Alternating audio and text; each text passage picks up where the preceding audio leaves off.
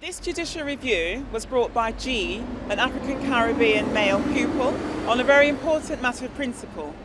It is a tradition in G's family that males do not cut their hair and they wear it in cornrows.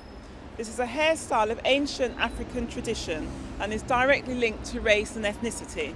And there are many other African-Caribbean males for whom this cultural tradition is equally important. In September 2009, G was excluded from St. Gregory's school within minutes of arriving on his first day.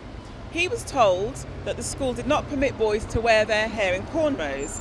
However, this was the very first time that G and his mother were made aware of this, because the supposed rule was not written down in the school's uniform policy, in its rules or in its prospectus. G was told categorically that he had to cut his hair if he wished to return to the school. Today, Mr. Justice Collins confirmed that he was not seeking to decide whether or not the school's decision 2 years ago in September 2009 was lawful or not, because G is settled at another school.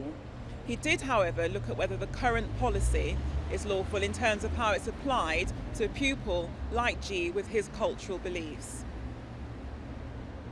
The principle remains of fundamental importance to G, even though he's not seeking to return to the school, because the policy continues to affect, at this school and other schools with similar policies, pupils with his beliefs. The decision is welcomed by G because the judge found that the school's current policy is unlawful, specifically as it applies to pupils like G with his cultural beliefs. And this is because it indirectly discriminates on race grounds, and the judge also found that it's not justified in law. The application was brought to clarify the law, and G is satisfied that this has been achieved.